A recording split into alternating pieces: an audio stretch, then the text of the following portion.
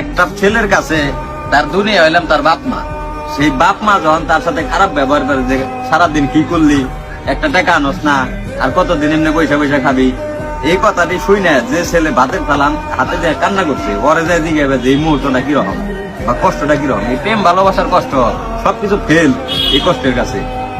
কারণ হলে যখন তোমার মা 10 মাস 10 দিন তোমার যখন পেটে ধরছে, এই মা তোমার পাইলা পয়সা বড় করছে, এই মা যখন তোমার কইব যে কি কামাই করলি বা আমাগুলিকে কি করা পারছ, কি দিয়া পারলি, তখন তুমি বুঝছো যে ভিতরে কিরকম লাগে। ভিতরে থেকে আমি মনে করি তখন প্রত্যেকটা ছেলের এই মুহূর্তটা যখন ফিল করে, ওই ছেলের আর মনে করো বাঁচার কোনো প্রচেষ্টাই থাকে না। মানে ওর মন চায় না যে আমি আর বাইচা থাকি, তখনই মন চায় যে মরে যাই। এটাই ভাই নিয়ম, বাস্তবতা মানতে হইব সবসময়। এই কষ্টটা মানে আমি মনে করি দুনিয়ার সব কষ্টের কাছে আর মনে হয় এই কষ্টটা।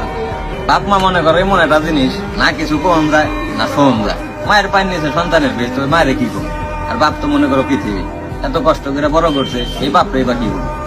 দোষটা মনে করো নিজের দোষ দিন না ভাগ্যের দোষ দিন, ওইটাই করে বোঝা যাবে না। মানে আমি চাই যত বেকার মানুষ আছে, যত বেকার ছেলে পেলে আছে, আল্লাহ সবাই রে ভালো একটা অবস্থানে নিয়ে দিক, এই তৌফিক দান করুক। এটা কর্মের ক্ষেত্রে যে কোনো ক্ষেত্রে আল্লাহ সবাই ভালো একটা অবস্থান দান করুক।